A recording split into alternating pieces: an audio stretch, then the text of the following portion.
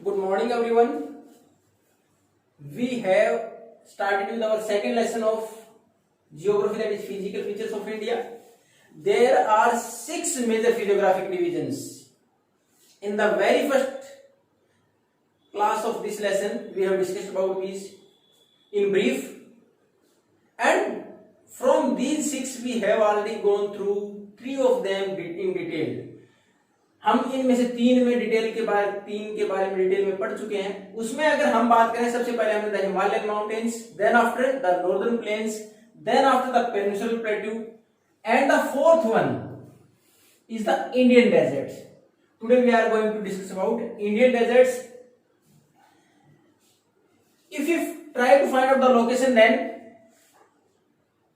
in the last class when we were discussing about the Peninsular Plateau, at that time up to the Aravallis we count the part of Central Highland, that was the part of Peninsular Plateau. If we move further westward, अगर हम अरावली से फिर आगे की तरफ waste की तरफ चले जाएं, तो उसमें हम देखेंगे it is an arid region और डेजर्ट एरिया. ये हमारे पास डेजर्ट एरिया स्टार्ट हो जाता है. Most area covered by Rajasthan and some part of Gujarat also. तो महत्वपूर्ण जो डेजर्ट एरिया है, इसके अंतर्गत ज्यादातर एरिया किसका, राजस्थान का आता है. और सबसे बड़ा डेजर्ट अगर भारत की बात करें, कौन सा, थार डेजर्ट. अब इसमें बारिश के मौसम में ही कोई थोड़ी बहुत स्ट्रीम्स, यानी अगर पानी का बहाव दिखाई देता है, but after some time it disappear, उसके बाद ये गायब हो जाता है. यानी पानी ज्यादा दूर तक या कोस्टल एरिया से हम बात करें कि जैसे पूरी हमारे पास कोर्स होता है रिवर का, तो ऐसी कोई बड़ी नदियां यहाँ नहीं है. मैक्सिमम अगर बारिश की बात करें तो यहाँ 150 मिलीमीटर बारिश है. ये केवल ईयरली, इससे ज्यादा बारिश यहाँ नहीं होती. बहुत कम बारिश यहाँ होती है. एरिड रीजन है, ज्यादा पेड़ पौधे हैं, वो भी फिर आप देखोगे किस प्रकार के डेजर्ट एरियाज में कैक्टस वगैरह यही डेवलप हो पाते हैं. एरिड रीजन है, एरिड मतलब जो कि अरेबल, जहाँ खेती ना होती है, बंजर जमीन है ये. इसके अंदर क्योंकि पानी की अवेलेबिलिटी है ही नहीं, बारिश भी बहुत कम होती है. जो भी होती है केवल बारिश के टाइम पर थोड़ी बहुत स्ट्रीम्स, थोड़ा बहुत पानी दिखाई देता है, उसके बाद it disappear with in few days और फ्यू आवर्स की. उसके बाद कुछ समय के बाद ही इतना ड्राई एरिया, सैंड है, वो सोख भी लेती है, उसको जल्दी ही खत्म हो जाता है. मेजर रिवर की बात करें, यहाँ की जो मेजर रिवर है वो है लूनी.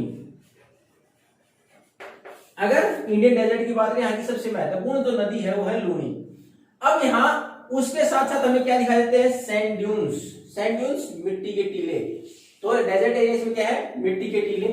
इसमें एक फीचर और है, ये है बार्टन्स. ये क्या है, इसमें होता है क्रिसेंट शेप ड्यून्स है. क्रिसेंट शेप जैसे अर्धचंद्राकार जिसको हम बोलते हैं, यानी चांद जैसा आधा दिखाई देता है, इस प्रकार के ये हमारे पास इस प्रकार के सैंड ड्यून से टीले हैं इसमें. हालांकि अगर हम थोड़ा सा हमारे पाकिस्तान बॉर्डर के साथ जाएं, जैसलमेर अगर कभी घूमने जाओगे तो आपको और भी बड़े बड़े टीले लंबाई के अनुसार ऐसे दिखाई देंगे. यानी बहुत सारे मिट्टी के टीले वहां दिखाई देंगे. और कुछ जो क्रिसेंट शेप ड्यून है जिनको हम बार्टन्स बोलते हैं, ये भी अवेलेबल है वहां. तो ये वहां के लिए महत्वपूर्ण फीचर थी. और हमारे इंडियन डेजर्ट में रिवर की बात करें, महत्वपूर्ण लूनी है. बारिश की बात है 150 मिलीमीटर के आसपास ईयरली केवल बारिश होती है. वेजिटेशन ज्यादा है नहीं क्योंकि पानी की अवेलेबिलिटी नहीं है. उसके साथ साथ अगर और फीचर्स की बात करें तो बार्टन्स, ज्यादातर सैंड ड्यून्स हैं, एक रिसेंट शेप में, बाकी सैंड ड्यून्स बड़े बड़े टीले पाए जाते हैं वहां पे. अब हमारे पास इंडियन डेजर्ट के बाद जो नेक्स्ट हमारा है फिजियोग्राफिक डिवीजन में, वो हमारा था कोस्टल प्लेन्स. प्लेन्स तो हम पहले पढ़ चुके हैं, नॉर्दर्न प्लेन्स, मैदानी इलाका. अब इसके सामने जोड़ दिया हमने कोस्टल. कोस्टल मीन जो कोस्ट के साथ लगता हो. अब हमारे पास कोस्ट 2 हैं. कोस्ट हमारे भारत में अगर तमिलनाडु के साथ इंडियन ओशन को छोड़ दे तो महत्वपूर्ण तरीके से 2 साइड लगते हैं. नॉर्थ को छोड़ दें, ऊपर कोई हमारा कोस्ट या कोस्ट नहीं लगता. हमारे यहाँ लगता है साउथ वेस्ट और साउथ ईस्ट में महत्वपूर्ण तरीके जो हमारे कोस्ट लगते हैं. तो इनमें कोस्ट के आसपास जो प्लेन्स हैं, जो समतल जमीन है, आपने डेक्कन प्लेट्यू जो पढ़ा, तो ये पढ़ा था डेक्कन प्लेट्यूज की बाउंड्रीज साउथ ईस्ट और साउथ वेस्ट में कौन कौन सी हैं. उसके डेक्कन प्लेट्यू के ईस्ट और वेस्ट में, ईस्ट में अगर बात करें तो ईस्टर्न घाट पढ़ा था ये,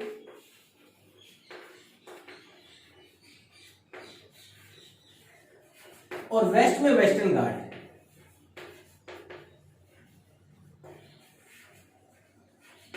And these are demarcated by hills.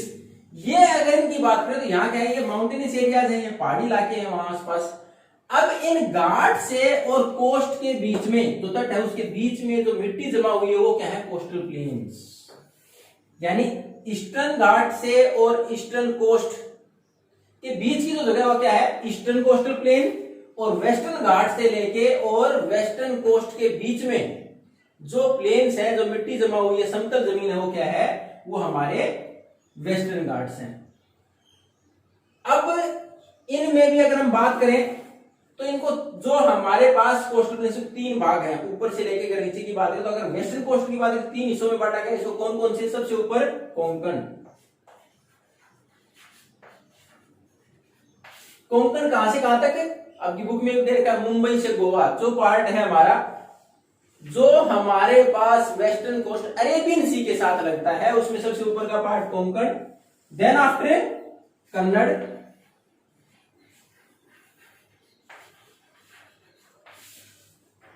ये न्यू मैंगलोर लगता है कर्नाटक का थोड़ा हिस्सा है, सेंट्रल पार्ट है। और लास्ट जो उसके बाद केरला तक लगता है, ये मालाबार। यानी हमारे वेस्ट जो हमारा कोस्टल प्लेन्स है, वेस्टर्न कोस्टल लाइंस है, उसको हम 3 हिस्सों में बांटा, 3 पार्ट। सबसे ऊपर का कोंकण, फिर कन्नड़ और फिर मालाबार।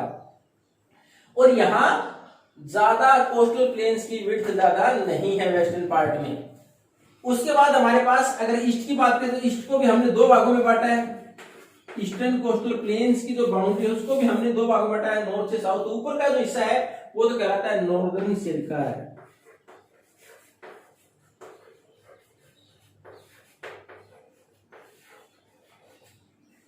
और नीचे ये तो है नॉर्थ, यानी हमारा जो बे ऑफ बंगाल के साथ लगता है ईस्ट का पार्ट कोस्ट का, उसमें ऊपर का हिस्सा तो कहलाता है नॉर्दर्न सिरकार और नीचे का क्या कहलाता है, कोरोमंडल।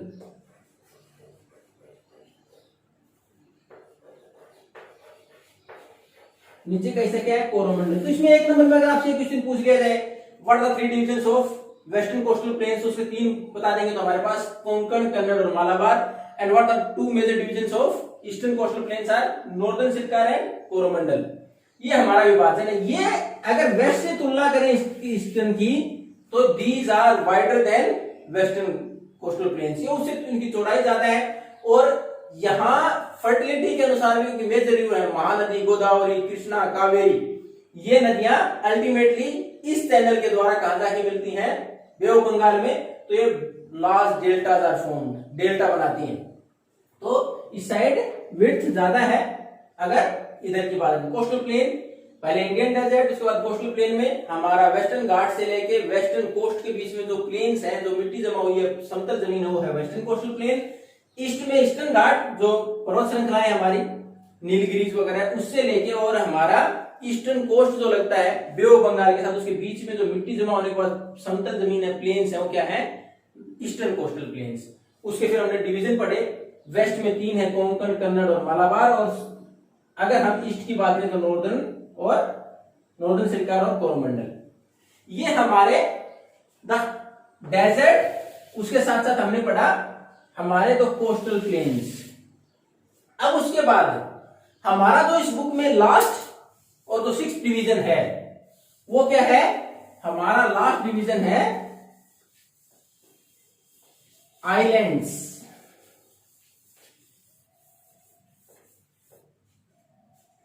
आइलैंड्स, अगर हम इंडिया में बात करें आइलैंड्स की तो भारत में कौन कौन से आइलैंड ग्रुप्स है, अगर हम इसमें पढ़ेंगे तो हमारे पास 2 महत्वपूर्ण आइलैंड ग्रुप्स हैं भारत में। एक तो अरेबियन सी में आप देखें तो है लक्षद्वीप। अब पहली सी के बारे में डिस्कस कर रहे हैं, लक्षद्वीप। ये हमारा लोकेटेड अरेबियन सी में।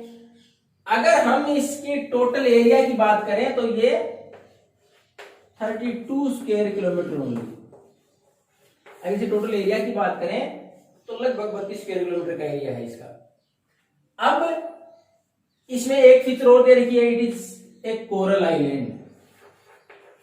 कोरल अगर आप हिंदी में इसका देखोगे तो मूंगा, स्लाइट रेडिश कलर, यानी where there was a life, पहले ऐसी लाइफ रही, एक समुद्री जीव का फॉर्म है। उसके बाद उसका जो ऊपर का सरफेस है हार्ड, वो जो उसकी सेल रह गई उनसे बना हुआ आइलैंड माना जाता है, कोरल आइलैंड है ये।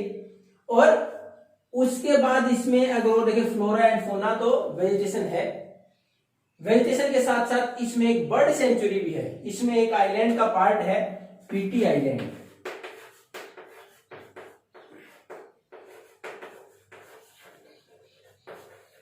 वहां एक बर्ड सेंचुरी भी है।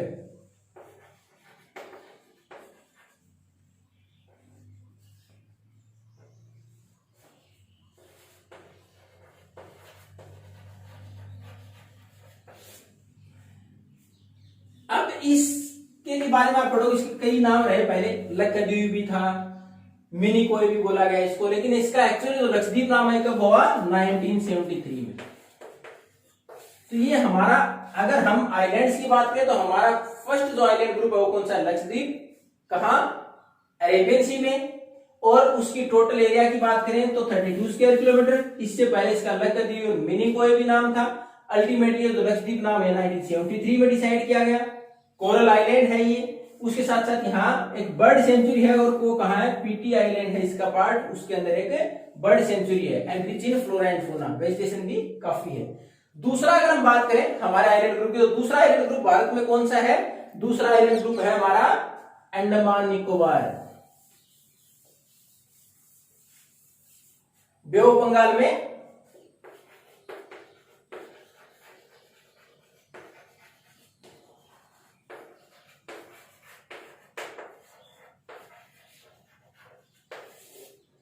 अंडमान निकोबार बे ऑफ बंगाल में स्थित है, पहली तो लोकेशन इसकी।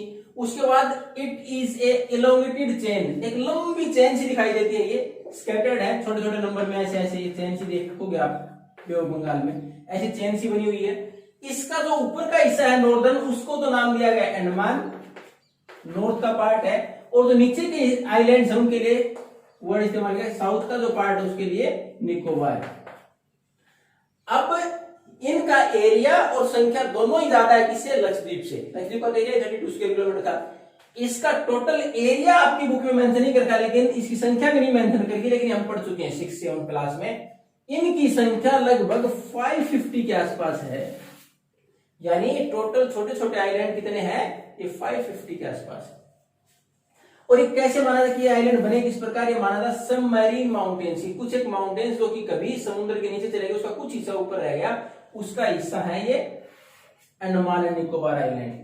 और ये अंडमान निकोबार आइलैंड है, ये हमारे लिए, आप देखते हो कि उस साइड से हमारे पास जो कंट्रीज लगते हैं उसके लिए महत्वपूर्ण लोकेशन है, नेवी भी इंस्टॉल कर रखी है हमने वहां, तो उसके लिए भी इंपॉर्टेंट है। वेजिटेशन यहां भी फ्लोरा और फौना काफी रिच है, काफी लाइफ है यहाँ।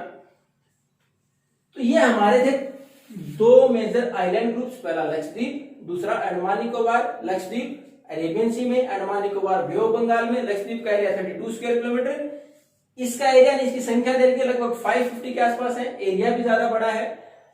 उसके अंदर एक पीटी आइलैंड इंपॉर्टेंट है, और उसमें भी फ्लोरा एंड फौना काफी विकसित है। अब ये सारी चीजें हमने पढ़ी, तो अगर पूरे लेसन का कंक्लूजन निकालें तो हमारे पास एक एरिया दूसरे का कंप्लीमेंट है, दूसरे का सहायक है, दूसरे को आगे बढ़ाता है। अब इसमें बात करें हिमालयन माउंटेन्स की बात करें, किस लिए यूजफुल है, for water resources. Most of the perennial reverse, most of perennial reverse originate from Himalayas. ज्यादातर जो इसमें साल भर पानी रहता हो, ज्यादातर जो वो नदियां जिनमें साल भर पानी रहता है, पेरेनियल रिवर्स कौन सी थी जो सारा साल पानी रहे, वो हमारे यहाँ कहां से निकलती है, माउंटेन से। उसके बाद अगर नॉर्दर्न प्लेन्स हमने पढ़ा, वो हमारे लिए क्यों इंपॉर्टेंट है, northern plains, it is the store house of grains, एक तरह से ग्रेनरी, एग्रीकल्चर काफी डेवलप है, जिसके आधार पर हमारे सबसे पॉपुलेटेड एरिया भी है, खेती सबसे ज्यादा होती है, हमारे पास अनाज की जरूरतें पूरी करने के लिए नॉर्दर्न प्लेन्स है। उसके बाद अगर प्लेट्यूज की बात करें तो वो हमारे लिए क्यों इंपॉर्टेंट है, प्लेट्यूज हमारे लिए इंपॉर्टेंट मिनरल रिसोर्सेज के लिए, हमारे पास जो खनिज पदार्थ है उसके लिए ज्यादा इंपॉर्टेंट है। और उसके साथ साथ हमारे पास आइलैंड ग्रुप्स हैं, या फिर बाकी जो जगह रह गई, ये सारी क्या है कि हमारे टूरिज्म को डेवलप करने के लिए, हमारे पोर्ट्स को डेवलप करने के लिए, बाहर व्यापार के पर्पज से, तो ये सारे एक दूसरे का कॉम्प्लीमेंट है, एक दूसरे के सहयोग के लिए हैं। और इस प्रकार हमारे देश के अंदर इतनी रिच डाइवर्सिटी और हमारे देश का इतना बड़ा development, it is not possible without such diverse physiographic division. इतना सारा डिवीजन है, उसकी वजह से हम इस प्रकार आगे बढ़ते हैं। हर प्रकार की हमारे पास फिजियोग्राफिक डिवीजन भारत में अवेलेबल है। अब इस लेसन में कहीं से भी कोई प्रॉब्लम होती then you can ask me by calling और by leaving a message. Thank you and have a nice day.